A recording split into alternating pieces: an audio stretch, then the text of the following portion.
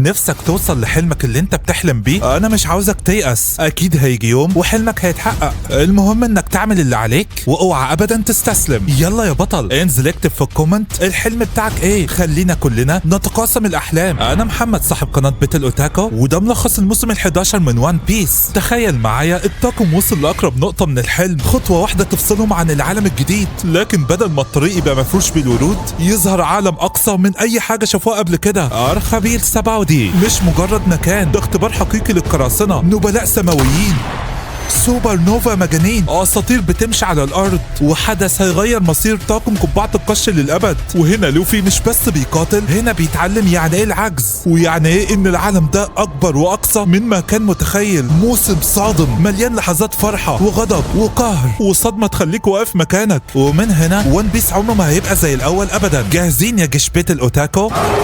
يلا بينا نبدأ واحد من اخطر واهم مواسم وان بيس على الاطلاق. لو ما شفتش الاجزاء اللي فاتت من وان بيس فرح شوفها الاول. في الموسم اللي فات طاقم قبعة القش وصل لجزيرة غامضة داخل مثلث الشيطان متغطية بالضباب، جزيرة اشبه بكابوس مرعب اسمها سيليلر بارك او منتزه الرعب. وهنا بتبدأ الكارثة لما جيكو موريا احد التشيبوكاي بيسرق الظلال بتاعة الطاقم وبيستخدمها في تكوين جيش من الزومبي، وساعتها لوفي بيفقد ظله، وزورو وسانجي وباقي الطاقم بيدخلوا معارك مرعبة ضد الزومبي بأساليبهم وقدراتهم المختلفة. ووسط الرعب ده بيظهر شخص غامض هيبقى عضو مهم جدا في الطاقم بعد كده، واللي هو براك، هيكل عظمي بروح موسيقية. والمعركة الكبرى بتشتعل ضد جيكو ماريا، ولوفي بيتحول لنايت مير لوفي بعد ما امتص 100 ظل مرة واحدة، وقوته كانت مرعبة بتقلب موازين المعركة وتنهي أسطورة جيكو ماريا للأبد. لكن الصدمة الحقيقية بتيجي بعد الانتصار، بعد ظهور بارسلومي كوما اللي كان جايبه مهمة واحدة، وهي محو طاقم قبعة القش من الوجود. وفي أعظم لحظة وفاء في وان بيس زورو بيضحي بنفسه وبيتحمل ألم لوفي وما قالش لحد أي حاجة. ولما سانجي سأله ايه اللي حصل ما قالش غير جملة واحدة بس: لم يحدث شيء أبدا. وبينتهي الموسم بانتصار لكن بتمن نفس رهيب، وبيمهد الطريق لأقصى مرحلة قادمة في رحلة قبعة القش. فروح هات مسلياتك اللذيذة والبس سماعتك الجميلة وتعالى بينا نكمل باقي الحكاية. بعد كده بارسلومي كوما بيرجع لمقر الحكومة وبيروح يبلغ سينجوكو واللي واخد رتبة أدميرال الأسطول، يعني القائد الأعلى لكل الأدميرالات، إن ما قدرش يخلص على لوفي ولا طاقم قبعة القش. وسينجوكو كان مستشاط غضبا، وطبعا جارب كان فرحان إنهم مش عارفين يعملوا حاجة مع حفيده، وبيقول لسينجوكو ما تخافش من لوفي، مش هيروح يقول للناس كلها اللي هو كسب جيكو ماريا، ما تخافش من الفضيحة، هو ما بيحبش التفاخر. وعلى الجانب الآخر طاقم قبعة القش كان ماشي باتجاه الجزيرة اللي بعد كده واللي هي فيشمان ايلاند أو جزيرة البرمائيين. ولكن هم ماشيين نامي بتلاحظ إن في حاجة غريبة، وفعلا فجأة السماء اتملت بالسحب وبقى في دوامات وأعاصير في كل مكان، وده اللي خلى الطاقم يعرف إن الوضع خطر. في البداية بدأ كل واحد من الطاقم يتصدى للأعاصير والدوامات دهيت باستخدام الضربات بتاعتهم، ولكن الموضوع زاد عن حده. البحر كله عبارة عن أعاصير وارتفاعاتها بتوصل للسماء، وبنعرف إن اسمها أعاصير الثعبان. ولكن في النهاية النامي بتلاحظ إنهم قربوا يوصلوا للريد لاين أو الخط الأحمر، وبدأوا يتذكروا أول مرة جم فيها للخط الأحمر ساعة لما كلهم حطوا رجليهم على البرميل وقالوا الأحلام بتاعتهم، وده اللي خلاهم يتحمسوا وقرروا إنهم لازم يخلصوا من أعاصير الثعبان دي مهما كلف الأمر. وفعلا بدأ يستخدموا السرعة الفائقة بتاعت ساني ويمشوا على الأعاصير ولا كأنها مزلجة، وباستخدام قدرة ساني على الطيران بيطيروا وبيخرجوا من المكان اللي فيه الأعاصير. ممتاز يا شباب، أخيرا وصلتم للخط الأحمر، لو عديتوا من الناحية التانية هتدخلوا العالم الجديد. المهم نامي بتقول لهم احنا لازم ناخد بالنا من هنا ورايح، وده لأننا قريبين من الأرض المقدسة لحكومة العالم واللي اسمها ماريجوا. المهم بعد كده كل واحد بدأ يعمل حاجة معينة، يعني زورو بدأ يلعب حديد عشان يقوم من نفسه لأن مش راضي إن يبقى ضعيف كده، خصوصا بعد اللي حصل لما قاتل بارسلومي كوما. أما أوسب وتشوبر فكانوا بيلعبوا في المية. أما بقى روبن وبروك ولوفي فركبوا الغواصة الصغيرة بتاعت ساني عشان يشوفوا إزاي هيعدوا للناحية التانية من الخط الأحمر، وده لأن البوصلة بتشير لكده جزيرة فيشمان ايلاند المفروض يوصلوا لها من قاع البحر. المهم وهم في الغواصة بيلاقوا وحش بحر شكله مخيف جدا وكان عاوز ياكلهم، بس بيقدروا يفلتوا منه. وبعد كده طلعوا للسطح عشان الغواصة ما تقدرش تنزل للعمق أكتر من كده، الضغط بتاع المية عالي جدا. المهم وحش البحر اللي كان عاوز ياكلهم بيطلع وراهم ولسه مصمم انه ياكلهم، ولكن ضربه واحده من لوفي بتخليه يرجع تاني للبحر زي الفرخه، ولكن قبل ما يعمل كده بيطلع من بقه حاجه غريبه، وساعتها كلهم بيلاحظوا ان دي حوريه بحر ومعاها نجم بحر. ويا سلام على الصدفه، الحوريه بتاع فوق سانجي بالظبط اللي جاب حوريه البحر ونجم البحر ده لبطن وحش البحر. المهم الحوريه دهيت بتشكرهم وبتقول لهم انا عاوز ارد لكم الجميل عشان تنقصتوني، وعرضت عليهم انهم ياكلوا كرات الاخطبوط المقليه. وطبعا لوفي فرح على الاخر، وبنعرف ان الحوريه دي اسمها كامي، وواضح عليها انها بدات تحب طاقم قبعه القش. اما بقى نجم البحر اللي معاها ده اسمه باباجو، وده يبقى المعلم بتاعها. ايوه معلم، عشان هو ترزي بيعلمها ازاي تخيط الهدوم، وهو اللي صنع لها التيشيرت اللي هي لابسه ده. المهم نامي كانت لسه هتقول لها ازاي نروح فيشمان ايلاند، ولكن لوفي بيقول لها لا خلينا ناكل اول الاخطبوطات المقليه. فكيمي بتقول له ماشي انا هتصل لك بهاتشي اللي بيطبخهم، وفعلا بتتصل بيه، ولكن المفاجاه ان مش هو اللي بيرد على التليفون، ده واحد تاني، وبيقول لها احنا تبع عصابه اسمها عصابه ماكرو، واحنا خطفنا هاتشي صديقك. بتقول له ازاي ده هاتشي قوي جدا، قال لها ايوه وده لاننا استعنا براكبين الاسماك الطائره، قوتهم كبيره وبفضلهم قدرنا نكسبه، ولو انت عاوزه تنقذيه تعالي بسرعه للمكان بتاعنا، والمكان بتاعنا في ارخبيل سباودي قبل البستان 44 ب5 كيلو، احنا قاعدين في مقر عصابه راكبين الاسماك الطائره. وساعتها نامي بتقول صوت هاتشي ده مش غريب عليا. اما بقى كامي فبتعتذر من لوفي، بتقول له مش هقدر اجيب لك الاخطبوطات المقليه، انا هروح انقذ صديقي هاتشي اول. لكن نامي بتقول لها احنا كلنا هنساعدك في انقاذ صديقك، وفي المقابل تقول لنا ازاي نروح جزيره فيشمان ايلاند. ولوفي لما عرف ان هاتشي ده هو اللي بيطبخ الاخطبوطات المقليه قرر ينقذه مهما كلف الامر. وبعد ما لوفي وافق كيمي بتطلع اصوات غريبه، وبنعرف انها بتقدر تتكلم مع الاسماك، وكانت بتنادي عليهم عشان يوروا لها للطريق للمكان اللي فيه عصابه ماكرو وراكبين الاسماك الطائره. وفعلا الاسماك بتطلع وبتتكلم معاها، وكيمي بتطلب منهم يوروا لها الطريق، وساعتها الاسماك بتنطلق وبالزعانف بتاعتها بتشكل اسهم بحيث الطاقم يتبعه ويعرف الطريق. وعلى الجانب الاخر بنشوف المقر بتاع عصابه راكبين الاسماك الطائره، وبنعرف ان رئيسهم اسمه ديفال، وبيؤمر راكبي الاسماك الطائره واللي هم تبع عصابته انهم يقبضوا على كيمي، لان اكيد هي جايه تنقذ هاتشي بعد ما قبضنا عليه. وطبعا ما يعرفش انها دلوقتي مع طاقم قبعه القش. واثناء ما الطاقم كان رايح للمقر بتاع عصابه ماكرو، نجم البحر باباجو بدا يكلمهم ويقول لهم ان المكان اللي احنا رايحينه ده مليان بعصابات الاختطاف، لان ارخبيل سباودي مشهوره بتجاره البشر، ويا سلام بقى لو حد قدر يقبض على حوريه بحر ثمنها غالي جدا. وعشان كده عصابه ماكرو عاوزه تقبض على كيمي وتبيعها، فخطفوا هاتشي عشان يستدرجوها. وطبعا هاتشي قوي جدا ومستحيل حد يقبض عليه بسهوله، بس زي ما انتم سمعتوا هم استعانوا بعصابه راكبين الاسماك الطائره، ودول ناس اقوياء جدا، وطالما استهدفوك فانت هالك لا محاله. والزعيم بتاع عصابه راكبين الاسماك الطائره اسمه ديفال، وده راجل لابس قناع حديدي ومحدش يعرف وشه شكله ايه، ولكن لوفي مش بيهتم بكل ده وبيقول هننقذ هاتشي مهما كلف الامر. المهم فجاه الاسماك اللي بتوري لهم الطريق خافت جدا وطلعت تجري، وبتقول لكيمي احنا خايفين جدا في خطر جاي، وقامت ماشيه. وطلع ان دول راكبي الاسماك الطائره يا اصدقائي واللي جايين عشان يقبضوا على كيمي، ولكن عرفوا انها مع طاقم قبعه القش، فقرروا يبلغوا رئيسهم ديفال. ولكن لما تواصلوا معاه وعرف ان كيمي مع طاقم قبعه القش امرهم يرجعوا بسرعه، شكل كده الموضوع هيولع، وفعلا بينفذوا الاوامر وبينسحبوا من القتال. وبنروح بقى لديفال واللي بيكون غضبان جدا ومتشوق ان طاقم قبعه القش يجي، وبنعرف ان ما بينه وما بين احد افراد الطاقم طار قديم. ولما الثلاثه اللي هم بعتهم عشان يخطفوا كيمي رجعوا بيقولوا انت ليه رجعتنا؟ قال لهم انتم عارفين قد ايه انا مستني ان انا اقابل طاقم قبعه القش، وده لان احد افراد الطاقم ضرني ضرر كبير جدا مستحيل اسامحه غير لما اخد حق منه، ده انا كل يوم بحلم بكوابيس بسببه، واخيرا هو جاي لي برجليه لحد عندي. وبعد كده بيتكلم مع عصابه ماكرو واللي مكونه من 3 اشخاص، وبيقول لهم انا مبسوط ان احنا تعاوننا مع بعض، انتم هتاخدوا الحريه وانا اخد طاقم قبعه القش. ولكن لما هاتشي سمع ان طاقم قبعه القش جاي خاف جدا، وواضح ان يعرفهم قبل كده، وبيتضح لنا يا اصدقائي ان هاتشي ده هو اللي كان تبع طاقم ارلونجا قبل كده لو تتذكروا. وفعلا بعد شويه بيشوفوا طاقم قبعه القش، وساعتها عصابه ماكرو وعصابه راكبين الاسماك الطائره بدا ينفذوا الخطه بتاعتهم. وفعلا طاقم قبعه القش بيوصل يا اصدقائي وبيشوفوا مقر راكبين الاسماك الطائره، وساعتها هاتشي بيكون محبوس في قفص حديدي وبيشوفهم وبيكون خايف اصل يتعرفوا عليه، فبيغطي نفسه بالماده السوداء بتاعه الاخطبوط، وده طبعا لانهم عارفين ان كان شغال مع ارلونج وعارفينه. وساعتها هاتشي قال لكيمي ما تقلقيش عليا ده فخ، ارجع انت والطاقم اللي معاكي. ولكن بالرغم ان مغطي نفسه بالماده السوداء بتاعه الاخطبوط الا ان الطاقم بدا يشبه عليه. فسانجي بيقول له امال اخبار ارلونج ايه اليومين دول؟ فهاتشي بيقول له والله مش في احسن حال، البحريه قبضت عليه. وهنا وقع في الفخ. كلهم عرفوا ان ده هاتشي اللي كان شغال مع ارلونج، وساعتها طاقم قبعه القش بلا استثناء قال احنا مش هنساعده، ده كان من احد الناس اللي خلى نامي تتعذب. ولما كيمي عرفت بكده والنوم مش هيساعدوه زعلت جدا، وده اللي خلاها تقرر تخاطر بحياتها وتروح هي تنقذه. ولكن لما نطت في الميه عصابه ماكرو بيمسكوها هي وباباجو، وطبعا هاتشي كان زعلان عليها جدا، ونامي كانت ملاحظه حاجه زي كده وقامت قايله خلاص خلينا ننقذ هاتشي، اكيد هو اتغير. وساعتها لوفي بيوافق على حاجه زي كده، بس طبعا عشان هو عاوز يدوق الاخطبوط المقلي. ولكن في الوقت ده راكبين الاسماك الطائره بيستعد للهجوم، اما لوفي فبيقدر ياخد كيمي وباباجو من عصابه ماكرو وبيحطهم في مكان امن. وساعتها لوفي بيأمر الطاقم كله ان يستعد للقتال، والكل بيتحمس. وفي الوقت ده راكبين الاسماك الطائره بيحلقوا في السماء استعدادا للهجوم، وفعلا بدأوا يرخموا بالاسماك الطائره بتاعتهم. ولكن لوفي بيختار واحد وبينط وراه وبيقول له خلينا نجربها. ولما كانوا بيهاجموا الصن بالقنابل سانجي صدها بكل سهوله، وده اللي خلى واحد منهم يقول لهم كلنا ننزل الميه. وفعلا عملوا كده، بس السمكه اللي لوفي ركب عليها نزلت الميه هي كمان. وطبعا لوفي ضد الميه، نزلوا وراه والظاهر كده هم كمان نسوا انهم ضد الميه. المهم بيتم انقاذهم جميعا من قبل نامي وفرانكي. وبعد كده عصابه ماكرو استغلت الفرصه وكانت رايحه عشان تقبض على كيمي، ولكن زورو بيحرر هاتشي. وساعتها هاتشي بدأ يشتبك معاهم واداهم علقه محترمه. وكانت لسه الشبكات شغاله ما بين راكبين الاسماك الطائره وطاقم قبعه القش، وواضح كده انهم بدأوا يستهدفوا السفينه. ولكن لوفي وسانجي تولوا الامر. ولكن للاسف بالرغم من كده الا ان عدد راكبين الاسماك الطائره كتير جدا ومش راضيين يستسلموا. وساعتها بروك بيقول ده اول قتال ليا معاكم كاحد افراد الطاقم، لازم اوريكم قوتي. وقام ناطط في الهواء وباستخدام السيف بتاعه بيعزف موسيقى بتخلي اي حد يسمعها ينام. وبعد كده نزل وقام ماشي على الميه وهتك يدعك فيهم. وساعتها لوفي بينضم للقتال وقام نطط على واحد منهم، ولكن بيلاقي نايم. وساعتها مش بيعرف يتحكم في السمكه الطائره وبينزل لمقر الرئيس ديفال. وساعتها بيشوف وشه، وهنا كانت الصدمه، وده اللي خلى ديفال يغضب على الاخر. وعلى الجانب الاخر واضح ان زورو الجروح بتاعته لسه ما اتشافتش من ساعه اللي حصل في منتزه الرعب، لدرجه ان كان هيتصاب لولا تدخل هاتشي اللي انقذه. وفي نفس الوقت كل من روبن ونامي كانوا بيبذلوا ما في وسعهم في القتال، نامي باستخدام العاصف البرقيه بتاعتها وروبن باستخدام الايادي بتاعتها. اما بقى لوفي فكان بيجري من ديفال اللي كان راكب تور وبيطارده. وساعتها ديفال بيخرج وبيقول اخيرا اليوم المنتظر جه، الراجل اللي كان نفسي اقتله من زمان واللي دمر حياتي واقف قدام عينيا، انت هتموت النهارده يا سانجي. وساعتها كلهم بيسالوا سانجي انت عملت له ايه، وسانجي ما هوش عارف. وده اللي خلى ديفال يغضب وبدا يهاجمه باسهم مسمومه. وساعتها لوفي قرر يتدخل وقام ضربه في وشه وشال القناع من على وشه عشان الناس تعرف المشكله فين. وهنا كانت الصدمه يا اصدقائي، انا عرفت المشكله فين. الشخص ده الخالق الناطق بالظبط، الرسمه بتاعت سانجي اللي محطوط عليها مكافاه. وساعتها ديفال بيقول له انت ما تعرفش انا عانيت قد ايه بسببك، دي بحريه بتطاردني مع اني عمري ما كنت قرصان ولا اعرف حاجه عن القراصنه. ولكن سانجي كان غضبان على الاخر وما استحملش وقام ناطط عشان يروح له ويعلمه الادب. وبالرغم ان ديفال كان عمال يشتكي له ويعرفه قد ايه هو عانى بسببه وبسبب ان الصوره بتاعته شبه وشه، لكن سانجي مش بيهتم وبيضربه في وشه ضربه قويه جدا. وسانجي عاد يتذكر ان هو اصلا كان متضايق ان الصوره بتاعته اترسمت بطريقه غلط ومخليها شكله مش حلو. اما بقى ديفال فكان بيحكي ان هو في يوم كان خارج من المطعم فلقى بحريه متجمعه حواليه وبتقول له سلم نفسك يا سانجي. ومن ساعتها هو عايش في كابوس وبيهرب من مكان لمكان، البحريه بتطرده من جهه وصائدين الجواز بيطردوه من جهه، وكل ده بسبب سانجي. وعشان كده هو متضايق من سانجي، ولكن سانجي مش بيهتم وبيمسكه من رقبته وقال له انا ماليش دعوه بقصتك الحزينه دي. ولكن ديفال بدا يهاجمه وبيؤمر راكبين الاسماك الطائره بالهجوم عليه كمان، وبيقدر يوقعوه في الفخ وبيمسكوه بشبكه حديديه وبينزلوا بيه لتحت البحر، والهدف هو اغراق سانجي. وساعتها الكل كان قلقان عليه ومش عارفين يعملوا ايه، لكن ديفال كان فرحان انه هيقتله خلاص. اما سانجي فكان بيودع لولا ان كيمي قررت تتدخل بسرعه وقامت نطه في البحر وقررت تنقذ سانجي، وبنعرف انها اسرع من اسماك البحر الطائره وفعلا بتوصل له. اما بقى راكبين الاسماك الطائره فقرروا بكل خباثه انهم يدمروا صني وينزلوا عليها مرساه كبيره جدا، ولكن فرانك بيقول لهم ما تقلقوش احنا هنستخدم السلاح السري بتاع صني. وفجاه بنلاقي ان الشمس او الاسد اللي في المقدمه بتاعت صني بدات تلف بسرعه كبيره جدا، وساعتها السفينه بدات ترجع للوراء. وساعتها فرانك بيامر اوسوب ان يقعد في مقدمه السفينه بسرعه، وساعتها اوسوب بيلاقي جهاز تحكم بالكامل كانه مكوك فضائي. اما صني فبتفتح بقها وبيطلع مدفع منها، وساعتها اوسوب بدا يحدد الاهداف اللي هيتم اطلاق النار عليها وبيضغط على الزرار، وهوبا بتطلع كميه كبيره جدا من الطاقه من صني حرفيا بتمسح كل اللي قدامها، لدرجه ان مقر عصابه الاسماك الطائره اتدمر بالكامل. وساعتها الكل كان مصدوم من الروعه دهيت، وبنعرف ان الضربه دهيت محتاجه 3 براميل من الكوكاكولا. وعلى الجانب الاخر خلاص كيمي قدرت تنقذ سانجي وبتطلع على السطح، وطبعا ديفال كان غضبان جدا لدرجه ان كان هيهاجم لوفي، ولكن لوفي بيصد الهجوم بتاع التور بتاعه بيقول له ارجع والا هتموت. وساعتها التور بيخاف وقام سايب ديفال وطلع يجري، ولوفي كان لسه هيكمل القتال ولكن سانجي بيقول له سيبهولي انا يا لوفي، انا هعلمه الادب. فساعتها ديفال بدا يطلق على سانجي كميه كبيره جدا من السهام، ولكن سانجي بيتفاداه وبيضربه في وشه ضربات قويه جدا، حرفيا دشمل له وشه. ديفال بيقول له ما بالراحه يا عم، ولكن سانجي انهال عليه بالضربات، ضربه يجي 1000 ضربه في وشه، لدرجه ان غير له شكل العظم بتاع وشه، وقام قال له انا عاوزك بقى تشكرني، الضربات اللي انا ضربتها لك دي هتخلصك من العذاب اللي انت فيه. وطبعا الطاقم بيمشي بعد كده، ولما ديفال اعضاء عصابته بيصحوه بيتفاجئوا ان شكله اتغير بالكامل، وساعتها بيبص في المرايه وبيعرف خلاص ان المعاناه بتاعته هتنتهي. اما بقى الطاقم فكيم بتفق بوعدها وبتخلي هاتشي يطبخ لهم عدد كبير جدا من الاخطبوطات المقليه، والكل كان فرحان جدا بالطعم بتاعها الجميل. وبعد ما الكل اكل واتبسط بيتفاجئوا ان في حد بينادى عليهم وبيقول لهم استنوا ما تمشوش، لازم اشكر سانجي اول. وبيتضح ان ده ديفال بعد ما سانجي غير عظم وشه وخلاه شكله يبقى وسيم. وساعتها بيوصل لهم بقى بيقول لسانجي يا سيدي شكرا ليك عشان غيرت شكل وشي، انا دلوقتي بقيت وسيم والبنات هتحبني، حياتي من هنا ورايح هتبقى احسن، وعشان كده جيت عشان اشكرك، انت خلصتني من المعاناه. لدرجه من كتر ثقته في نفسه كان مفكر ان نامي هتحبه، ولكن نام ما بتهتمش بيه طبعا، الرق على الشخصيه يا ابني صدقني. المهم قبل ما يمشي بيسيب رقمه لسانجي وقال له لو وقعت في اي مشكله انا هبقى سداد ليك، وقام ماشي وسايبهم. المهم بعد مرور بعض الوقت وبعد ما شربوا شاي واستريحوا كيمي بتقول لهم احنا لازم اول نروح لارخبيل سباودي. فهاتش بيقول لهم بالظبط كده، لان ما ينفعش تروحوا فيشمان ايلاند الا لما تروحوا لارخبيل سباودي اول، وده لان انتوا مش هتستحملوا الضغط العالي لما تغوصوا في الميه عشان تروحوا فيشمان ايلاند. فبابا جو بيقول لهم في طريقين ممكن يودوكوا للعالم الجديد، اول طريق العبور من فوق الخط الاحمر، وده طبعا محتاج ان انت تاخد ترخيص من الحكومه العالميه، وساعتها هتعدي من فوق الارض المقدسه ماريجوا، وطبعا بما انكم قراصنه فالحكومه مش هتسمح بحاجه زي كده. اما بقى بالنسبه للطريق الثاني هو من خلال انكم تروحوا فيشمان ايلاند. وكيمي بتقول الطريق لفيشمان ايلاند موجود في فتحه صغيره في قاع المحيط اسفل جبل الخط الاحمر. ففرانكي بيقول لكيمي طب ازاي السفينه دي مش هتعرف تغطس في الميه؟ فكيمي بتقول له ما تقلقش، عشان كده انت هتروحوا ارخبيل سباودي عشان تغلفوا السفينه وتعرف تغوص تحت الميه. وفعلا يا اصدقاء بيوصلوا لارخبيل سباودي، ولما وصلوا للجزيره اتلاقوا مليئه بالفقافيع. فهاتش بيقول لهم الجزيره دي مليئه بالاشجار وفيها 79 شجره تحديدا، وكل شجره تعتبر جزيره صغيره، وطبعا الاشجار مترقمه. واحنا دلوقتي هننزل في البستان رقم 41 او الشجره رقم 41، وما بين كل بستان او جزيره صغيره جسر بيربطوا بالجزيره اللي بعد كده. وفعلا بيوصلوا للبستان رقم 41 وبينزلوا فيه، وكلهم بيكونوا قلقانين اصل زورو يتوه منهم لان طبعا زورو ما بيحفظش الاماكن. اما لوفي بيكون فرحان جدا بالفقافيع بتاعه الجزيره وبيقعد يلعب بيها. وبابا جو بيقول لهم ان الارض بتاعه جزيره ارخبيل سباودي بتفرز فقاعات طول الوقت، والفقاعات دي قويه جدا. المهم هاتش بيقول لهم لازم نلاقي فن التغليف اللي هيغلف لكم السفينه بحيث تقدر تغطس في الميه. انا عارف احد الفنيين المحترفين وهوديكم ليه، لكن عاوزكم توعدوني بحاجه، اول لما ندخل للمدينه اكيد هتشوفوا نبلاء العالم ودول سكان الارض المقدسه ماريجوا، فعشان كده مهما حصل اوعوا تلمسوهم ولا تقربوا منهم، حتى لو قتلوا حد قدامكم اياكم تعملوا اي ردة فعل، تجاهلوا الامر. وطبعا الكل كان مصدوم. المهم بعد كده سانجي واوسوبو وفرانكي وزورو كانوا قاعدين في الصاني. سانجي كان قاعد ومراحش يتمشى في ارخبيل سباودي لان نامي طلبت منه كده وقالت له خليك هنا واحمي السفينه. اما فرانكي واوسوب قاعدين عشان يحطوا في صاني الثلاث براميل كوكاكولا اللي اتاخدوا منها في الهجوم الاخير، لكن زورو اصلا مقرر ان مش هيقعد وقرر يروح يتمشى لوحده. فكلهم قالوا له الله يخرب بيتك يا ابني انت كده هتوه. قال لهم اتوه مين؟ الاشجار هنا كلها مترقمه وانا عارف احنا في انه بستان وهرجع لنفس البستان. ولكن الذكي كان مفكر انهم في بستان رقم 1، وده لان الفقاعه مداريه على رقم 4 ما يعرفش انه في 41. وعلى الجانب الاخر بقيت طاقم قبعه القش كان ماشي مع هاتشي وكيمي عشان يروحوا للفني اللي هيغلف السفينه. وهاتشي بيقول لهم ان نبلاء العالم بيطلق عليهم اسم سيليستيو دراجونز او التنانين الساميه، ودول ناس متكبره جدا لدرجه انهم لابسين اقنعه عشان ما يتنفسوش من نفس الهواء اللي الناس العاديه بتتنفس منه. وبرضه هاتشي بيقول لهم ان ارخبيل سباودي بيتجمع فيها كل الناس اللي عاوزه تروح العالم الجديد، يعني هتلاقوا قراصنه وهتلاقوا صيادين جوائز وهتلاقوا مارينز حتى. وخلي بالكم مسموح ان تجار العبيد يصطادوا قراصنه، عشان كده لازم دايما تخلي بالكم. المهم بعد كده لوفي بيروح لمحل كده وصاحب المحل بيخليه يدخل جوه الفقاعه وبيحط له اداه تحكم فيها زي العجله، ولوفي كان فرحان جدا وهو راكب الفقاعه. وبعد كده كلهم بيركبوا فقافيع من النوع ده عشان تسهل عليهم المشوار، ولوفي كان شبطان في الفقاعه اللي هو راكبها. ولكن هاتش بيقول له الفقاعه دي ملهاش لازمه خارج جزيره ارخبيل سباودي لانها هتفرقع لو طلعت بره الجزيره. المهم بيوصلوا لبستان رقم 35 وهناك نامي بتشوف مول وبتقرر تروح تتسوق هي وروبن، اما بقيتهم فهيكملوا من غيرهم. وهاتش بيقول لهم ان الفني اللي هيغلف السفينه بتاعتهم في البستان رقم 13، وفي في تلك الاثناء وتحديدا في البستان رقم 31 كان في عبد من العبيد عمال يصرخ ويقول ارجوكم حرروني، حد يفك الطوق اللي على رقبتي. وفي الوقت ده لوفي واللي معاه بيوصلوا وبيشوف المنظر المرعب ده. المهم الراجل ده بيقول انا استاهل ضرب الجزمه، خلاص انا مش عاوز اروح العالم الجديد، انا عاوز اروح لمراتي وعيالي. وساعتها هاتشي بيقول للوفي واضح كده ان ده احد القراصنه اللي تم القبض عليه واتباع في سوق العبيد، ولكنه الوقت هيدفع الثمن عشان حاول يهرب. وفعلا ما بنكملش لحظات الا وبنسمع صوت غريب جاي من الطوق اللي حوالين رقبته، واذ فجاه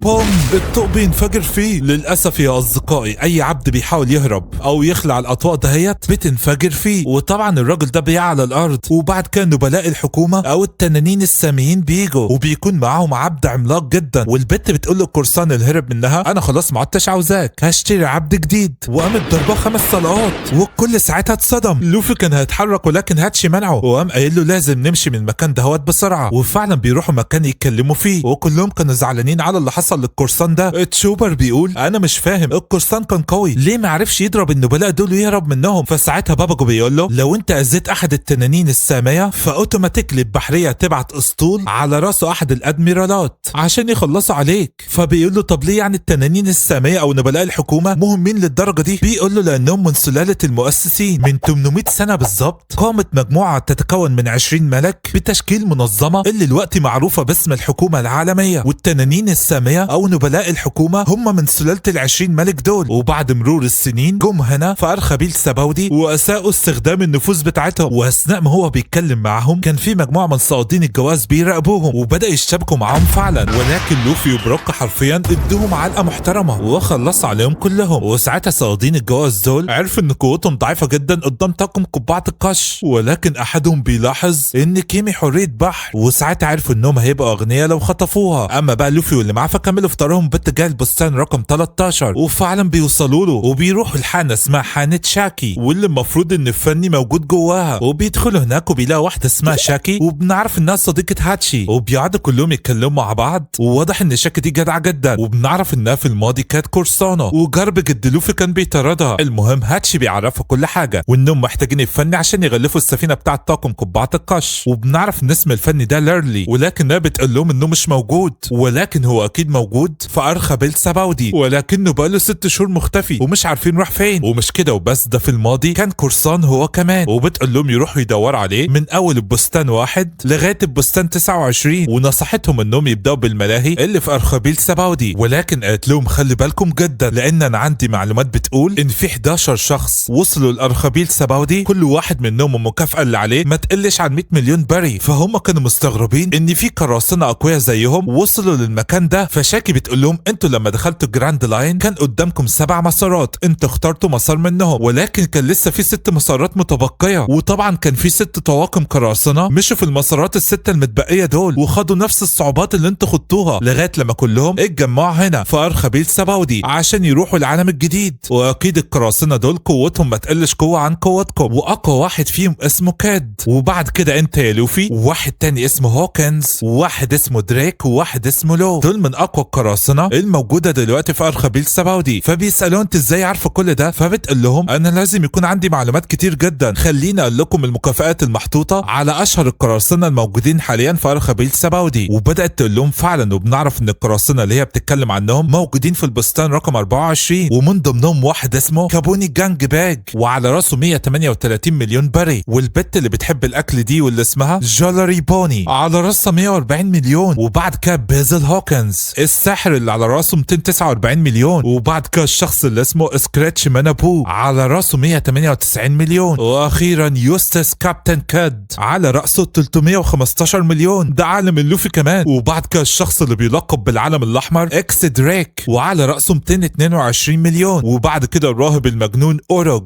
واللي على راسه 108 مليون. وقرصان تاني بيلقب بجندي المسبحه كلير على راسه 162 مليون. واخيرا ترافولجر لو واللي بيلقب بجراح الموت على راسه 200 مليون بري. وزي ما قلت لكم الجراند لاين مليء بالصعاب، بس القرصان اللي بيقدر ينجو منه ويوصل للخط الاحمر بيعتبر من نخبه القراصنه. يعني كل القراصنه الموجودين في ارخبيل سباودي اقوياء جدا. ولو انت مستغرب يا لوفي ليه القرصان كد اعلى منك ب 15 مليون، ده عشان هو بيقتل النساء والاطفال والمدنيين بلا رحمه وبلا شفقه. ولكن لوفي مش بيهتم وبيقول لها انا لو مكانك اقلق على الفن صديقك كليرلي. بتقول له ده ما يتقلقش بتليقش عليه بالرغم ان عجوز الا ان اقوى منكم 100 مره. المهم قبل ما يمشوا بتقول لهم خلي بالكم اكيد البحريه عارفه انكم جايين على هنا، فلازم دايما تاخدوا حذركم وما تعملوش مشاكل. وبعد كده بيمشوا بيسيبوها وبيروحوا باتجاه الملاهي عشان يدوروا على الفني ليرلي. وفعلا بيروحوا الملاهي وبيكونوا مستمتعين جدا، ولكن بدل ما يدوروا على ليرلي قعدوا يجربوا الالعاب اللي في الملاهي. حرفيا جربوا كل الالعاب، وكيمي كانت مبسوطه جدا وبتقول له لوفي انا فرحان قوي اللي احنا بنلعب في الملاهي، من وانا صغيره كان نفسي اجي هنا بس طبعا ممنوع اجي لان صيادين الجواز هيقبضوا عليا. بجد شكرا ليك يا لوفي، بسببك انا استمتعت النهارده. وبيكملوا استمتاع بالالعاب اللي في الملاهي، ولكن كان في راجل لابس لبس دوب شكله غريب جدا بيراقب كيمي. وبنرجع للزمن لورا الفتره وبنعرف ان الشخص ده قائد صيادين الجوائز، واللي جم قالوا له احنا شفنا حريه بحر موجوده مع طاقم قبعه القش، ودي تمنها لو اتباعت في سوق العبيد هيبقى غالي جدا. وبنرجع للوقت الحاضر وبنشوف الشخص ده وهو عاوز يخطف كيمي. اما كيمي فلوفي اللي معاه بيسيبوها على بال لما يروحوا يشتروا ايس كريم، وساعتها صاد الجواز ده بيجي من وراه وبيخطفها. وعلى الجانب الاخر في بستان 24 بنشوف احد نبلاء الحكومه او التنانين الساميه وهو راكب فوق احد العبيد وبيتمشى بيه ولا همه اي حاجه، ولكن هو ماشي بيشوف 2 دكتور وممرضه واخدين احد العبيد المصابه ورايحين بيهم المستشفى عشان يعالجوهم، وده اللي خلاه يتضايق جدا وقام رايح وقام ضرب العبد المريض ومخلص عليه. وبعد ما عمل كده بيلاحظ ان الممرضه شكلها حلو فبيقول لها انت عجبتيني جهزوها ليا عشان تبقى عروستي رقم 13، ولكن بنعرف انها مخطوبه. ولما خطيبها فكر يتدخل قام ضرب عليه النار، وده اللي خلاه يسقط على الارض والبنت كانت عماله تعيط. وفي الوقت ده زورو بالصدفه كان ماشي في المكان ولا كان همه اي حاجه وما يعرفش يعني ايه نبلاء وما يعرفش يعني ايه اي حاجه، وبيقول للتنين السامي اللي واقف قدامه ابعد عن طريقي انت اللي واقف في نص الطريق. طبعا الكل اتصدم ازاي يكلم احد النبلاء بالطريقه دي، فالشخص ده بيضرب عليه النار، ولكن طبعا زورو كان هيتفاداه ويخلص عليه. ولكن في اخر لحظه جولري بوني بتيجي وبتمسك زورو وبتنط بيه وبتبعده عن المكان وبتحط عليه كاتشب وبتمثل ان اخوها وانه اتصاب. وساعتها الشخص المقرف ده فكر ان قتله وبيمشي من المكان. وزورو بيقول لبوني انت ليه عملت كده، فبتقول له انت عبيط انت ازاي تهاجم احد التنانين الساميه. ولكن زورو ما كانش فاهم اي حاجه وقام شايل خطيب الممرضه وكان كل همه انه يوديه المستشفى عشان يعالجه. وعلى الجانب الاخر سانجي كان قاعد مع اوسب وفرانكي وبيشربوا شاي، ولكن التليفون بيرن، ده طلعت شوبر بيقول لي الحقنا يا سانجي البت كيمي اتخطفت، صيادين الجواز اللي في ارخبيل سباودي خطفوها. وساعتها سانجي قال له اهدى يا شوبر انا هتصل بالناس اللي عندهم خبره وهيعرفوا يلاقوها، انا هتصل بعصابه راكبين الاسماك الطائره. وفعلا بيطلبهم وديفال والطاقم بتاعه بيجوا. وساعتها سانجي بيشرح له الوضع وقام قال له انا عارف الاماكن اللي بيتواجد فيها صيادين الجواز في ارخبيل سباودي، هنفترق وهنفتش في اماكن متفرقه. وفعلا فرانكي واوسب بيركبوا مع مجموعه، اما سانجي فبيركب مع ديفال وبينطلقوا كلهم بحثا عن كيمي. والمجموعه اللي فيها اوسب بتوصل للملاهي وبيدوروا هناك، وساعتها بيلاقوا تشوبر وبروك وبياخدوهم معاهم. اما زورو فبعد ما ودى خطيب الممرضه للمستشفى قرر يرجع تاني لصاني واللي مفكرها في البستان رقم 1. يا ابني 41 يخرب بيت شيطانك. وعلى الجانب الاخر لوفي وهاتشي وباباجو كانوا ماشيين وبيدوروا على كيمي ومش لاقيينها، فباباجو كان عمال يعيط ويقول انا هقول لك الحقيقه يا لوفي، كيمي وهاتشي المفروض اصلا ما يجوش ارخبيل سباودي، هم جم بس عشان يساعدوكوا لان اعدائهم مش تجار العبيد او صيادين الجواز بس، ده الناس كلها بتاعت الجزيره بتكرههم. وبنعرف من روبن وهي بتتمشى مع نامي في المول ان من 200 سنه في ارخبيل سباودي الحريات والبرمائيات كانوا بيعتبروا اعداء لكل سكان ارخبيل سباودي وبيضطهدوهم وبيكرهوهم، والموضوع ده فضل ل 200 سنه لحد لما حكومه العالم عملت عقد واتفاق مع البرمائيين، ولكن طبعا السكان لسه بيكرهوهم لغايه دلوقتي. ولوفي هو كمان عارف الموضوع ده. وفي الوقت ده فرانك بيوصل لروبن ونامي وبيعرفهم اللي حصل وبياخدهم معاه، وفي نفس الوقت راكبين الاسماك الطائره برضه بياخدوا لوفي واللي معاه بحس كلهم يدوروا على كيمي. وعلى الجانب الاخر وتحديدا في البستان رقم 1 بنشوف المكان اللي بيتم عمل فيه مزاد البشر، وده مكان يا اصدقاء بيتم بيع فيه العبيد والنبلاء بيشتروا العبيد بعد ما يتم عمل مزاد. وساعتها الشخص اللي خطف كيمي بيجي وبيعرض انه يبيعها للمسؤول، والمسؤول بيفرح جدا لما شاف حريه البحر وعرف ان ثمنها هيبقى غالي جدا، وقرر انها تبقى العرض الرئيسي بتاع اليوم. وفي نفس الوقت الطاقم بتاع القرصان كيت كان حاضر في المكان بتاع المزاد ده برضه. اما بقى كيمي فبيتم سحبها عشان يتم وضع طوق حديدي حوالين رقبتها بحيث تبقى عبده وما ينفعش تهرب ابدا، وهي كانت بتقاوم ولكن المسؤول كان عمال يهزقها ويضربها، وطبعا العبيد كلهم كانوا شايفين اللي بيحصل، ولكن احد السجناء بيهاجم المسؤول اللي كان بيحاول يضايقها، وبنعرف ان ده فني رالي. والمفاجاه ان بنعرف ان عضو سابق في طاقم قراصنه جولدي روجر، ولما الادميرال جارب عرف ان رالي احد قراصنه جولدي روجر مقبوض عليه وبيتم بيعه كعبد قعد يضحك ومش مصدق، وقال للجندي ما تقولش لاي حد حد عن الموضوع ده، انا هتولى الامر بنفسي. المهم في ارخبيل سباودي المزاد بدأ فعلا، وبيتم عرض العبيد على التنانين السامية او نبلاء الحكومة، واللي بيعرضهم وبيبيعهم رئيس المزاد واللي اسمه مستر ديسكو. والمزاد اشتغل والتنانين السامية كانت عمالة تشتري العبيد. وفي الوقت ده ديفال بيقول لسانجي انا عرفت خلاص تجار العبيد او صائدين الجواز خطفوا كيمي ودوها فين، وبيبلغ كل فرق بالمكان بتاعها. وفي الوقت ده زورو كان عمال يشتبك مع مجموعة من صائدين الجواز اللي عاوزين ياخدوه ويبيعوه. اما بقى ديفال فهو وسانجي بيوصلوا ببستان رقم 1، وده لانه كان عارف ان كيمي اكيد في المزاد. وتشوبر ونامي وهاتشي وباباجو وفرانكي بيوصلوا معاه، ولكن لما راح عشان يدخلوا المزاد ويسترجعوا كيمي الحارس مرضاش يدخلهم، وده اللي خلى نامي تقول لهم احنا لازم نلعبها بذكاء، لازم نشارك في المزاد ونشتري كيمي حتى لو هيكلفنا كل ثروتنا. وفعلا كلهم بيخشوا للمكان اللي الناس بتشارك فيه بالمزاد وبيشوفوا العبيد وهم بيتباعوا، وطبعا كلهم كانوا متضايقين جدا. وساعتها نامي بتقول احنا معانا كنوز كتير جدا اخدناها من منتزه الرعب يجي حوالي 200 مليون بري، بتهيألي ده كفايه عشان نشتري كيمي. هاتشي بيقول لها بس ده كتير، بتقول له كيمي بقت صديقتنا خلاص ومش كتير عليها. وعلى الجانب الاخر معظم الناس اللي في ارخبيل سباودي بتقرا الاخبار، والاخبار بتقول ان ايس اخو لوفي هيتم اعدامه، واكيد لو عمل حاجه زي كده اللحيه البيضاء هيهاجم وهتبقى حرب كبرى. وفي الوقت ده زورو كان لسه تايه ومش عارف يرجع للسفينه ازاي. اما لوفي فكان بيقول للواد اللي سايق السمكه اجري بسرعه لمكان المزاد، وبروك هو كمان كان رايح باقصى سرعته، واوسب وروبن كانوا كلهم رايحين. نرجع تاني للمزاد، بيتم تحضير كيمي عشان يتم بيعها، وفي نفس الوقت دهوت التنين السامي اللي اخذ الممرضه عشان يتجوزها واللي بنعرف اللي اسمه شارلوس بيجي المزاد، وبنعرف انه بيدور على حريه بحر. وساعتها الكل بيتضايق اول لما بيشوفوه، وفعلا بيقعد في المزاد وبيكون معاه باباه ومامته واخته اللي كانت خلصت على احد العبيد في اول الفيديو لو تتذكروا. المهم بعد كده المزاد بيستمر، وصاحب المزاد واللي هو ديسكو بيقول اللي هيتم بيعه بعد كده قائد طاقم قراصنه، وبيقول للناس ممكن تستفيدوا منه باي حاجه، يعمل لكم الاعمال الصعبه او تركب عليه او تعملوا بيه اي حاجه. ولكن للاسف قائد طاقم القراصنه ده ما قدرش يستحمل انه يبقى عبد، وقام عضد لسانه وقتل نفسه، وساعتها الفوضى حلت في المكان كله. وطبعا مستر ديسكو اتضايق جدا وقام قايل لهم يلا جهزوا حريه البحر عشان تتعرض في المزاد. وفي الوقت ده وكالعاده كان لسه زورو تايه، ولكن لوفي بيقدر يلاقيه وبياخده معاه وبيقول له يلا بسرعه احنا واقعين في مشكله. نرجع تاني المزاد، بيطلعوا اخيرا كيمي عشان يتم بيعها، والكل بيتصدم ان في حريه بحر وكلهم كانوا عاوزين يشتروها. وساعتها نامي بتستعد عشان تراهن عليها وتشتريها حتى لو ده يكلفها 200 مليون بري. ولكن قبل ما مستر ديسكو يقول المزاد هيبتدي عليها بكذا، التنين السامي شارلوس بيقول انا هدفع 500 مليون بري واخدها. وساعتها الكل بيتصدم والصمت حل في القاعه كلها، ونامي عرفت انهم كده في مصيبه حرفيا. وطبعا هاتشي كان زعلان جدا، وفي نفس الوقت ما حدش عارف يتدخل لان لو فكروا بس يساعدوها الطوق اللي على رقبتها هيتم تفجيره. وفعلا مستر ديسكو بيعلن ان التنين السامي شارلوس هو اللي هياخد كيمي. ولكن قبل ما شارلوس ياخدها لوفي وزورو بيقتحموا المكان. ممتاز، توقيت مناسب يا لوفي. وساعتها كل اللي في المكان بيشوف لوفي. طبعا الطاقم بتاع فرح، اما القراصنه التانيين فكانوا متشوقين انهم يشوفوا القرصان اللي على راسه 300 مليون بري. المهم لوفي بيطلع يجري عشان ينقذ كيمي، ولكن هاتشي بيمنعه بيقول له انت بتعمل ايه، ما ينفعش تتدخل، انت عارف انك لو عملت مشكله احد الادميرالات هيجوا يكون معاه اسطول ويخلص عليكم. وبسبب ان بيحاول يمنع لوفي دراعاته بتبان والناس كلها بتعرف انه برمائي من جزيره فاشمان ايلاند.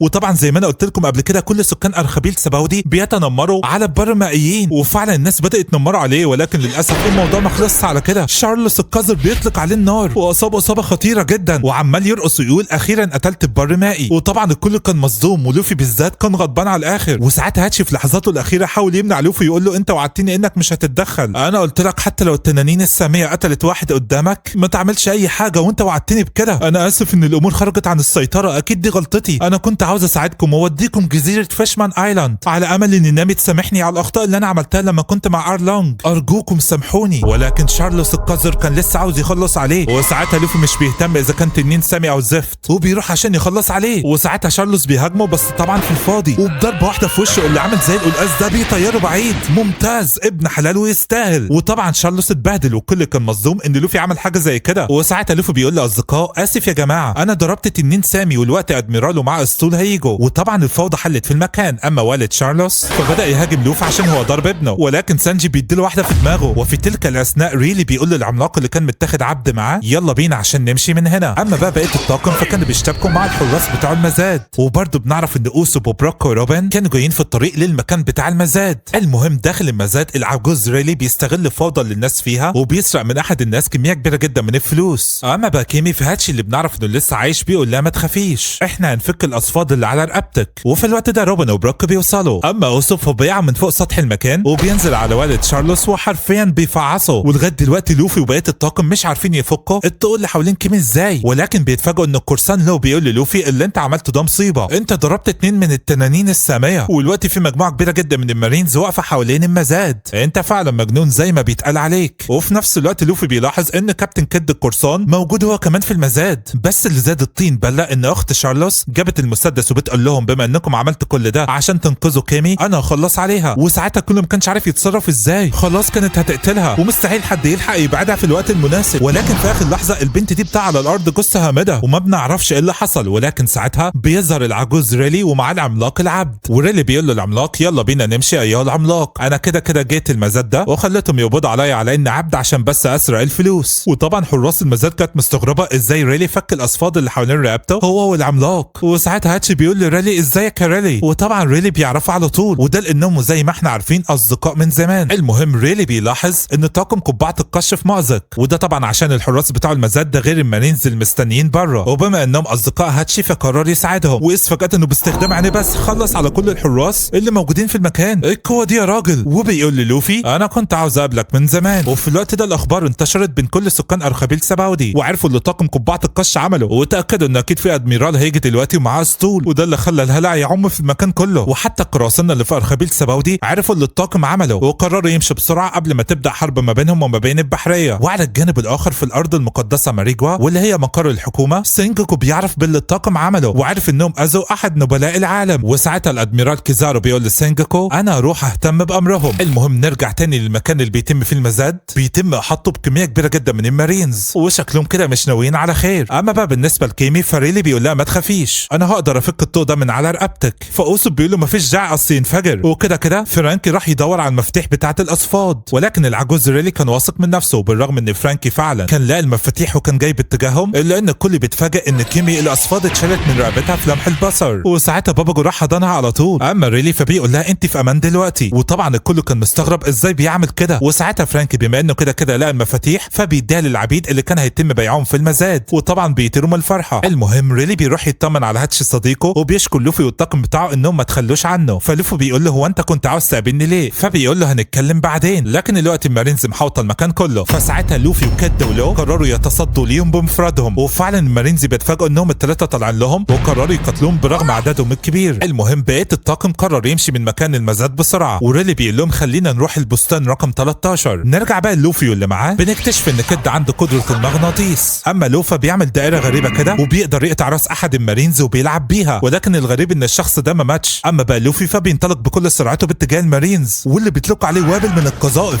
ولكنه بيعمل شبكه من المطاط وبيرمي القنابل دي عليهم تاني فبتنفجر فيهم. ولما بقيه المارينز طلعت تجري وراه عشان تطارده، كابتن كيد باستخدام قدره المغناطيس بتاعته بيسحب الاسلحه بتاعتهم وبيرميها تاني عليهم. فعلا الثلاثه دول من اقوى القراصنه اللي شفتهم لغايه دلوقتي. وفي الوقت ده لو بيعمل الدائره بتاعته العجيبه على مجموعه كبيره جدا من المارينز وبيقطعهم كلهم. ومش كده وبس، ده بعد كده بيركبهم تاني في بعض، وبيركب ده على جسم ده وبيركب ايد ده في رجلين ده، وكانت خلطبيصه بالصلصه. والمارينز ما كانوش عارفين يتصرفوا ازاي. اما لوفي فكان بيستعمل جير 3، اما كابتن كيد فبدا يستخدم كميه كبيره جدا من الطاقه المغناطيسيه بتاعته وبدا يسحب كل الاسلحه اللي في المكان ده، حتى سلاح زورو كان هيتسحب منه. وبعد ما جمع كل المعادن في كتله واحده بيستخدمها في الهجوم على المارينز. وفي نفس الوقت لوفي بيعمل معاه دوت محترم حرفيا ده شمله مارينز. وفي الوقت ده بقيت افراد الطاقم كانوا خرجوا خلاص من المبنى بتاع المزاد. وساعتها كابتن كيد بيقول للوفي انا مبسوط اننا بنقاتل مع بعض دلوقتي، بس المره الجايه انا هكون خصم ليك. فلوفي بيقول له مش مهم، بس انا اللي هلاقي كنز الوان بيس اول. وده اللي خلى كابتن كيد يتصدم وقام قايل له خلاص خلينا نشوف ونتقابل في العالم الجديد. وبعد كده المارينز بداوا في الهجوم، فافراد الطاقم بتاع كابتن كيد وافراد الطاقم بتاع قرصان لو بداوا يشتبكوا معاهم، وحتى طاقم قبعه القش هو كمان بدا يشتبك معاهم. وفي الوقت ده بيجي راكبين الاسماك الطائره وبيقولوا لهم تعالوا واحنا هنخرجكم من الموقف اللي انتوا فيه وهنوديكم لبر الامان. وساعتها بروك بينام المارينز باستخدام الموسيقى بتاعته وكلهم بيجروا عشان يروحوا مع راكبين الاسماك الطائره، وريلي وهاتشي بيكونوا معاهم. وطبعا المارينز في الاول حاولوا يعترضوا طريقهم لكن الطاقم بيعمل معاهم الواجب. المهم كلهم بيركبوا فعلا مع راكبين الاسماك الطائره وبينطلقوا باقصى سرعتهم. وعلى الجانب الاخر كابتن كيد والطاقم بتاعه استغلوا الفوضى وقدروا كمان يهربوا من المارينز اللي كانوا محاوطين المزاد، ولكن بيتفاجئوا ان في حد بيهاجمهم. انت عارفين ده طلع مين؟ بارسلومي كوما. وفي نفس الوقت الطاقم بتاع لو كان بيهربوا كمان من المارينز وبيوصلوا الطاقم بتاع كابتن كيد، ولكن بيتفاجئوا ان كابتن كيد بيواجه بارسلومي كوما واللي بيطلع كميه كبيره جدا من الطاقه باتجاه لو، ولكن الحمد لله لو مش بيتاثر وبيقرر يتحد مع كابتن كيد والطاقم بتاعه في مواجهه بارسلومي كوما. نرجع تاني لطاقم قبعه القش راكبين الاسماك الطائره والقائد بتاعهم ديفال وصلوهم لبر الامان، وساعتها ديفال بيودعهم وبعد كده بيمشي، وبعد كده ريلي بيوديهم للحانه بتاعت شاكي اللي في البستان 13، وساعتها شاكي بتفتح لهم، ولما دخلوا جوه لوفي بيقول لريلي انت كنت عاوز تتكلم معايا في ايه؟ فبيقعد يتكلم معاه وبيقول له انا كنت في الطاقم بتاع جولدي روجر وكنت تحديدا نائب القائد، وساعتها الكل بيتصدم لما بيعرف كده. فزورو بيقول له ازاي قرصان عظيم زيك اتعرف على هاتشي وبقى صديقه؟ فبيقول له من 20 سنه بالظبط. هاتشي بالرغم انه كان طفل الا انه انقذني من الغرق وانا في وسط المحيط، ومن ساعتها واحنا اصدقاء. فسانجي بيقول له جولدي روجر اتعدم من 22 سنه، انت ازاي قدرت تفلت من ان يتم القبض عليك؟ فريلي بيصدمهم وبيقول لهم ان المارينز ما قبضوش على جولدي روجر، ده هو اللي سلم نفسه، ولكن الحكومه بتقول كده عشان تبين نفسها انها جامده، وساعتها الكل اتصدم لجولدي روجر يسلم نفسه. فريلي بيقول لهم ده بسبب ان الرحله بتاعته وصلت لنهايتها خلاص، وده لان قبل 4 سنين من يوم اعدامه اتصاب بمرض ملوش علاج، وفي الوقت ده كان في طبيب مشهور جدا وفي نفس الوقت شغال حارس في مناره واسمه كاروكس، وده الوحيد اللي كان قادر يخفف الالم بتاع جولدي روجر من المرض بتاعه. وساعتها طلبنا منه انه ينضم للطاقم بتاعنا، وفعلا بينضم. وبعد مرور 3 سنين جولدي روجر عمل اللي محدش عمله، قفل الجراند لاين، ودي حاجه محدش عملها قبل كده. وساعتها الطاقم بيتصدم ان كروكاس اللي كان قبله قبل كده كان احد افراد طاقم جولدي روجر. المهم ريلي بيكمل كلامه وبيقول بعد ما جولدي روجر قفل الجراند لاين وما عادش في حاجه يعملها، العالم كله بقى بيقول عليه ملك القراصنه، وساعتها بيأمر الطاقم كله بتاعه انه يتفرق وينفصل، وده طبعا لانه كده كده هيموت من المرض ده. حتى انا معرفش اصدقائي اللي كنت واثق فيهم راحوا فين ولا بيعملوا ايه دلوقتي. وبما ان روجر هيموت بسبب المرض فسلم نفسه للحكومه وقرروا يعدموه في مسقط راسه واللي هي مدينه لوك تاون في الازرق الشرقي، واعدامه بيشهد كميه كبيره جدا من القراصنه والناس المشهورين. يعني تقدروا تقولوا كده ان العالم كله كان بيشاهد الحدث ده، وفي الوقت اللي الحكومه كانت مفكره فيه ان اعدام جولدي روجر هيبقى عبره لكل واحد يفكر انه يبقى قرصان وينهي عصر القراصنه، الا انه كان بدايه لعصر القراصنه العظيم، وده لانه قايل ثروتي وكنوزي انا سايبها لكم، لو انت عاوزينها روحوا خدوها، انا لقيت كنز الوان بيس. والكل ساعتها كان طاير من الفرحه، وفي اللي بقى قرصان عشان يدور على كنز الوان بيس. وريلي قايل جولدي روجر انسان عظيم، واكيد في الاجيال اللي بعد كده في ناس ورثت منه نفس القوه والشجاعه بتاعته. اكيد انت سمعت عن شانكس يا لوفي صح؟ هو وباجي كانوا بيتدربوا على السفينه بتاعت جولدي روجر، وانا قابلت شانكس ده من 10 سنين وكان فقد قبعه القش بتاعته ودراعه الشمال، ولما سالته ايه اللي حصل قال لي انا قابلت طفل صغير قال لي نفس كلمات جولدي روجر فضحيت بيهم عشانه. وريلي بيقول للوفي علشان كده يا لوفي كنت عاوز اقابلك، كنت عاوز اعرف الطفل اللي ورث نفس روح جولدي روجر بقى عامل ازاي دلوقتي. انا واثق يا لوفي ان شانكس مستنيك في العالم الجديد. ولكن قبل ما يكمل كلامه روبن بتقول له استنى، انا شفت اسم جولدي روجر على احد البونجلف اللي انا لقيتهم، قول لي هو انت عارفين ايه اللي حصل في القرن الفارغ من التاريخ؟ فريلي بيقول لها ايوه احنا عرفنا، احنا عارفين كل حاجه عن القرن الفارغ، بس صدقيني يفضل ما تعرفيش، عيشي حياتك كملي في الرحله بتاعتك واكتشفي انت ايه اللي هيحصل، ولكن لو مصره ان انا اقول لك ايه اللي حصل ما عنديش مانع. فروبن بتفكر شويه وبتتذكر اصدقاء اللي هي اكتسبتهم وبتقول له خلاص انا هكمل حياتي وهكمل في الرحله بتاعتي. وساعتها اوسوب ساله سؤال كمان وقال له هل كنز الوان بيس موجود ومكانه فين لو موجود؟ ولكن قبل ما يكمل الكلمه لوفي قعد يزعق له ويقول له اسكت بقى كفايه كده، انا مش عاوز اعرف مكان الكنز ومش عاوز اعرف هو موجود ولا لا، احنا اقسمنا وانطلقنا في الرحله دي وخطرنا بحياتنا عشان نعيش المغامره من غير ما نعرف الكنز ده حقيقي ولا لا. وطبعا اوسوب بيعتذر والموضوع بيعدي. المهم ريلي بيقول لهم انت عاوزين تكودوا سفينتكم صح؟ وهي في البستان رقم 41. خلاص انا هروح وهغلفها ليكم، بس انتوا لازم تروحوا تستخبوا لان اكيد في ادميرال هيجي يدور عليكم وهيكون معاه اسطول. وبعد كده كلهم بيخرجوا بره وبيعرفوا ان ريلي هيقعد 3 ايام عشان يغلف السفينه، وطبعا كانوا مصدومين، ولكن ريلي بيديهم كارت فيلفو عشان يقدروا يلاقوه بعد مرور ال3 ايام، وبيعرفهم انه ينقل السفينه من البستان رقم 41 لمكان امن عشان يغلفها. وبعد كده بيودعوا كامي وهاتشي وشيكي وبيمشوا من المكان ده هو. وفي الوقت ده الادميرال كيزارو بيوصل لارخبيل سباودي، اما بقى الطاقم فكلهم ما كانوش عارفين يستخبوا فين لغايه لما ال3 ايام يعدوا. وفي نفس الوقت ده وبعد ما كيزارو وصل لارخبيل سباودي كان بيحاول يتواصل من خلال التليفون اللي في ايديه مع شخص ما، ولكن ما فيش اشاره. وفي الوقت ده كان في شويه من الهواء بيحاولوا يقتلوه على اساس انهم يبقوا مشهورين لو قتلوه، ولكن لما بيعملوا كده الطلقه بتعدي من دماغه ولا كأن حصل له حاجه، وطبعا ما صدقوش وطلع يجروا. ولكن كيزارو بيختفي وبيجي قدامهم وبيقول لهم ما شفتوش حد اسمه سنتيمارو، فبيخافوا وبيطلعوا يجروا، وده اللي خلاه بضربه واحده بس من رجله يطلع شعاع من الضوء بيعمل انفجار كبير جدا. وفي الوقت ده المارينز كانوا قبضوا على شويه من القراصنه الموجودين في ارخبيل سباودي، وكانوا لسه عاوزين يقبضوا على بقيه القراصنه، ولكن لما فكروا يقربوا من البنت اللي اسمها جولا ريبوني اللي بتحب الاكل حولتهم كلهم لاطفال وفي منهم اللي تحولوا لعواجيز، وبنعرف ان دي قدره فكه الشيطان بتاعتها. وفي نفس الوقت برضه كان في مجموعه من القراصنه عاوزه تقبض على القرصان كابوني جانج بيلي، وكانوا محوطينه بالكامل. اما بقى كابتن هوكنز كان قاعد مع الطاقم بتاعه مش خايف من اي حاجه، ولكن بيبص بيلاقي كيزارو واقف قدامه. وفي الوقت ده الطاقم بتاع كابتن كيد والطاقم بتاع لو كانوا لسه بيشتبكوا مع بارسلوميو كوما اللي واقف قدامهم، وكيد ولو كانوا عاملين دوت عالي جدا في القتال، لدرجه ان انا فكرت ان كيد خلاص قضى عليه، ولكن قبل ما يمشي بيلاقي لسه واقف وراه وبيطلع كميه كبيره جدا من الطاقه باتجاهه. اما بقى بالنسبه لطاقم قبعه القش فهم ماشيين بيلاقوا بارسلوميو كوما واقف قدامهم. طب ازاي مش هو بيقاتل الطاقم بتاع كيد ولو؟ المهم نروح للقرصان كابوني جانج بيلي اللي بنتفاجئ ان في جنود صغيرين عايشين جوه بطنه، والجنود دي بتضرب مدافع، والمدافع لما بتخرج من بطنه حجمها بيكبر وبتيجي في المارينز وبتنفجر فيهم. هو مش كده وبس، ده كمان جواه جيش جوه بطنه وبيركب الحصانه وبيطلع وبيهاجم المارينز. وعلى الجانب الاخر القرصان الراهب اللي اسمه اوراج كان بيقاتل بارسلوميو كوما. الشكل كده في اكتر من بارسلوميو كوما في كل مكان. نرجع تاني لهوكنز. كيزارو بيقول له تعرف حد اسمه سانتيمارو؟ فهوكنز بيقول له لا، فبيقول له خلاص طالما انت ما تعرفش وبما انك قرصان فانا هخلص عليك. وبيهاجموا بسرعه الضوء هجوم قوي جدا. يا الله ايه القوه دي! وفي نفس الوقت ده كان في ناس عاديه واقفه في امان الله، بيتفاجئوا ان في واحد منهم الضربه بتاعت كيزارو بتيجي فيه وبتقتله. طب ازاي مش هو بيهاجم هوكنز؟ ولما كيزارو بيهاجم مره تانية باستخدام الضوء بتاعه برضه حد تاني من الناس العاديه هو اللي بيموت. ولما هوكنز بيقوم يقف على رجليه بيتضح انه استبدل عروسين من معاه عشان الضربه ما تجيش فيه وتيجي في الناس اللي ماتت دي. المهم شويه بنلاقي القرصان الراهب اوراج بيقع قدامهم بعد ما بارسلوميو كوما اللي كان بيقاتله ضربه. وفي نفس الوقت كل ده القرصان اللي اسمه سكراتش مان ابو كان بيراقب كل اللي بيحصل. ومش كده وبس، ده القرصان اللي اسمه اكس دريك بينضم ليهم وبيضرب بارسلوميو كوما. شكل الموضوع هيولع. المهم القرصان الراهب اللي اسمه اوراج بيضخم جسمه بطريقه عجيبه جدا وقرر يخلص على بارسلوميو كوما اللي قدامه. نرجع تاني لطاقم قبعه القش. بارسلوميو كوما اللي قدامهم بيطلع كميه كبيره جدا من الطاقه، ولكن الحمد لله لوفي تفاداه في اخر لحظه. وساعتها فرانك بيطلع كميه كبيره جدا من مدفع الهواء اللي في دراعاته وبيطيره بعيد، ولكن طبعا مش بيتاثر. وساعتها لوفي قرر يقاتل بكل قوته وبيستخدم جير 2 وبيقول الكل يقاتل بكل قوته، ده واحد من التشيبوكاي السبعه. ولكن الغريب ان زورو كان ملاحظ ان مش هو ده نفس الشخص اللي واجهه قبل كده في منتزه الرعب. وفي نفس الوقت بنشوف الشخص اللي اسمه سانتيمارو بيقول كيزارو ما اتصلش بيها ليه. المهم بالرغم ان لوفي جير 2 الا انه كان بيعاني قدام بارسلوميو كوما، وساعتها لوفي وزورو وسانجي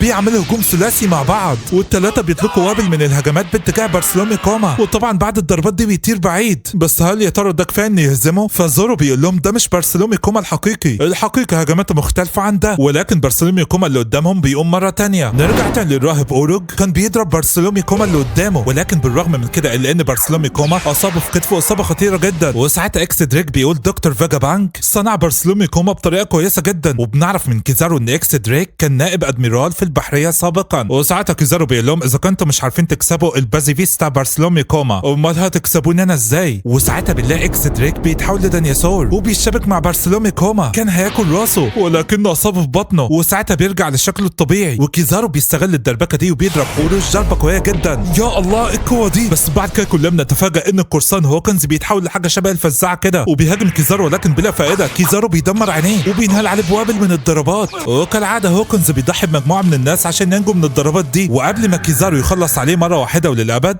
القرصان سكراتش مان ابو اللي كان بيراقب كل حاجه بدا يعزف موسيقى غريبه جدا. وطبعا كيزارو كان متشتت ومش فاهم ايه اللي بيحصل، خصوصا ان سكراتش مان ابو كان بيغني وهو بيعزف. وبعد ما بيخلص الاغنيه كيزارو بيلاقي دي اتقطعت، ومش كده وبس ده نص جسمه اللي فوق طار كمان، وطبعا كان مقسوم لنصين. وساعتها سكراتش مان ابو قام قايل انا عارف ان ده مش كفيل ان يخلص عليك وعشان كده انا ههرب، وفعلا بيطلع يجري. وفي نفس الوقت كلنا بنتفاجئ ان جسم كيزارو بدا يرجع تاني، ده كله متكون من الضوء يا اصدقائي. وبيختفوا بيجي قدام سكراتش مان ابو بيضربوا ضربه قويه جدا بيطيروا بعيد، وبيجي قدام اكس دريك وبيخلص عليه. اما هوكنز فبيخترق جسده وقام رايح عشان يطلع روحه من جسده، ولكن قبل ما يعمل كده وفي اخر لحظه التليفون بتاعه بيرن وبيطلع ان ده سنتيمارو اللي المفروض كان يقابله. فسنتيمارو بيقول له انت ما اتصلتش بيها ليه؟ قول لي يلا هنهاجم مين اول، طاقم قبعه القش ولا طاقم كابتن كيد والقرصان لو؟ شكل كده الموضوع هيولع. نرجع تاني لطاقم قبعه القش. حرفيا كانوا بيعانوا من بارسلوميو كوما اللي قدامهم. زورو بيهاجموا بمجموعه من الضربات وسانجي بيضربه في رجله، ولكن ابن الذين مفيش حاجه بتاثر فيه وبيطلع كميه كبيره جدا من الطاقه من بقه باتجاه زورو، وزورو بيتفاداه بالعافيه في اخر لحظه، ولكن طبعا ما عادش قادر يتحرك بسبب ان جسمه تعبان بعد ما اخذ الالم كله بتاع لوفي في منتزه الرعب لو تتذكروا. وعلى الجانب الاخر القتال كان مشتعل جدا ما بين كابتن كيد ولو بارسلوميو كوما، ولو بيحاول يوقعه في الدايره بتاعته العجيبه ولكنه بيطلع طاقه متفجره وبيفلت منه، واللي زاد الطين بله ان مجموعه من المارينز بتيجي لمكانهم هم كمان. المهم كابتن كيد بيستخدم قدره المغناطيس بتاعته وبيهاجم كوما، اما بقى لوفي والطاقم بتاعه فما كانش عارف يعمل ايه قدام بارسلومي كوما اللي قدامهم، لدرجه ان تشوبر حاول يضربه ولكن بلا فائده، وده اللي خلى فرانكي يتدخل ولكن برضه بلا فائده. ولما بروك فكر يهاجمه هو كمان ما عادش عارف يتحرك وكان هيموت لولا ان اوسوب رمى طلقات متفجره داخل فمه. وبنتفاجئ ان بارسلومي كوما بيقع على الارض، وده اللي خلاهم يتاكدوا ان اكيد اللي قدامهم ده انسان آلي. ولما فكر يوم تاني نامي بيتهاجم بالصاعقه الكهربائيه بتاعتها والاجهزه اللي جواه كلها بتبوظ وخرج عن السيطره وما عادش عارف مين العدو والصديق.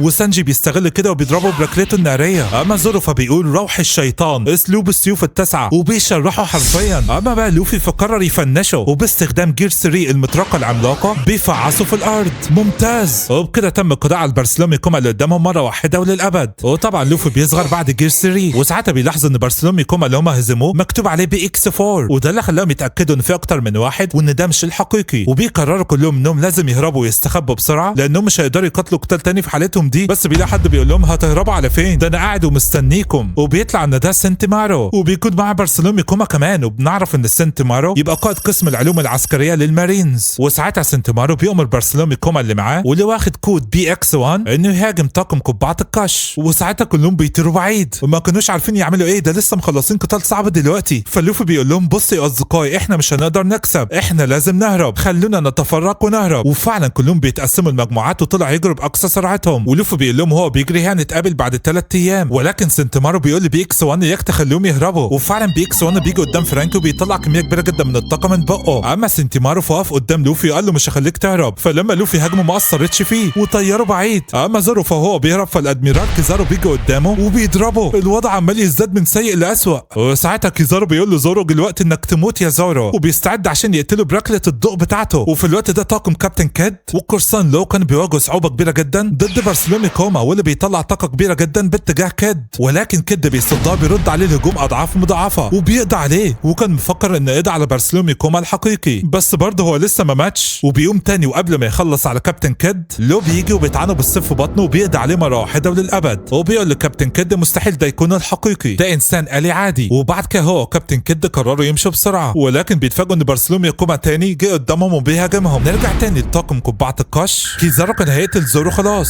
لوفي بيزعق وبيقول بسرعه اوسوب اتصرف. واوسوب بيحاول يهاجمه ولكن بلا فائده. وحتى بروك مش عارف يعمل حاجه. وبنعرف ان اكل فاكهه الضوء عشان كده مش بيتاثر باي حاجه. وده اللي خلى روبانو باستخدام ايديها بسرعه تدحرج زورو عشان تبعده. ولكن ابن الذين بيختفي وبيجي وراه وبيثبته برجله وخلاص هيقتله. وفي النهايه وفي اخر لحظه ريل العجوز بيجي وبيتدخل وبيصد ضربه كيزارو كانها لا شيء. ممتاز، توقيت ذهبي. وساعتها ريلي بيقول لكيزارو ما تقتلش الاطفال دول لسه في بدايه رحلتهم. ريلي بيقول له ايه رايك تسيب طاقم قبعه القش يمشي من غير قتال؟ ولكن كيزارو بيرفض وقال له دول اذن وبلاء العالم. وساعتها لوفي بيصرخ وبيقول بسرعه يا اوسوب، بسرعه يا بروك، خدوا زورو واهربوا بسرعه، احنا كلنا هنهرب، احنا ضعفاء قوي. والكل بيهرب ولوفي بيشكر ريلي وبيمشي بسرعه. ولما كيزارو فكر يهاجمهم وهم بيهربوا ريلي بيقدر يوقفوا بكل سهوله وهما الاثنين بدأوا يشتبكوا مع بعض والمعركه كانت مولعه. لكن سنتيمارو القذر مش راضي يستسلم برضه وبيأمر بي اكس 1 انه يقتل زورو بما انه هو المصاب. وفعلا بيجري وراه عشان يخلص عليه. وسانجي بيلاحظ كده وفعلا بي اكس 1 بيقدر يوصل لزورو واوسوب وبروك. ولما بروك فكر يوقفوا بيطيروا بعيد. وساعتها سانجي بيهاجمه بالركله الناريه ولكن بعد الهجوم رجليه بتوجعه مش بيقدر يتحرك وكوما بيفجره. وبالرغم ان سانجي اتصاب لانه كان بيحاول يمنع بي اكس 1 من انه يقتل زورو على قد ما يقدر. اما بقى سانتيمارو فكان بيطرد لوفي وقام ضربه. نرجع تاني لسانجي اللي تم القضاء عليه خلاص وحتى اوسوب وزورو تم القضاء عليهم. لو محدش اتصرف كلهم كده هيموتوا. فتشوبر قرر يتحمل المسؤوليه، بياخد 4 كرات رامبل واطلق العنان لقوته وبدا يهاجم سنتيمارو. ولكن المشكله دلوقتي ان بي اكس 1 هيقتل سانجي وبروك واوسوب. بس في اخر لحظه بارسلومي كوما الحقيقي بيجي وبيوقفه وزورو بيقوم وبيعرف ان ده الحقيقي على طول. وساعتها بارسلومي كوما الحقيقي بيقلع الجوانتي بتاعه وبضربه واحده منه بيخفي زورو من الوجود. يا الله، الكل ما كانش مصدق اللي حصل. وساعتها لوفي قعد يصرخ جامد جدا انت فين يا زورو؟ وفي نفس الوقت تشوبر كان لسه خارج عن السيطره. فلوفي بيسال سانتيمارو هو زورو راح فين؟ سانتيمارو بيقول له انا ما اعرفش بس بيتقال اللي بيتضرب بالكف ده بيحلق في السماء لمده 3 ايام و3 ليالي. وفي نفس الوقت بي اكس 1 كان هيقتل اوسوب وبروك وسانجي ولكن بارسلومي كوما الحقيقي بيهاجم هجوم قوي جدا وبيطيره بعيد. هو في صف طاقم قبعه القش ولا ايه؟ فلوفي بيقول لهم اهربوا بسرعه ده هيخلص عليكم. ولكن قبل ما يهربوا بارسلومي كوما بيمسح بروك من الوجود. فسانجي بيقول لاوسوب اهرب انت وانا هواجهه ولكن ضربته بتتعكس ومش بيعرف يعمل حاجه. وساعتها بارسلومي كوما بيمسح اوسوب. حرفيا لوفي كان هيتجنن. وحتى سانجي بيتم مسحه هو كمان. وطبعا ريلي مش عارف يساعدهم لانه بيقاتل كيزارو ولكن هو بيقاتله بارسلومي كوما بيختفوا لوفي بيجي قدامه بيقول له كلام مهم جدا، وفي نهايه الكلام بيقول له انا عاوزك تثق فيا. وطبعا كيزارو كان مستغرب بارسلومي كوما بيتصرف كده ليه، لكن لوفي مش فاهم حاجه وبيستخدم جير 2 وكان غضبان على الاخر. ولكن كوما مش بيهتم بيه وبيروح عند فرانك ونامي عشان يمسحهم، فلوفي بيهاجمه ولكن بيعكس ضربته ولا كانه عمل حاجه. وساعتها بيمسح فرانكي وبعد كده بيمسح نامي. وطبعا لوفي كان هيتجنن وراح يهاجمه مره تانية ولكنه بيختفي وبيروح عند تشوبر، فتشوبر بيهاجمه ولكنه بيمسحه. وبعد كده بيروح عند روبن عشان يمسحها. وطبعا لوفي اتجنن على الاخر عمال يقول له كفايه كفايه بقى، الطاقم بتاعي خلص. وبيمسح روبن قبل ما لوفي يلحقها حتى. لوفي بيقعد على الارض وعمال يعيط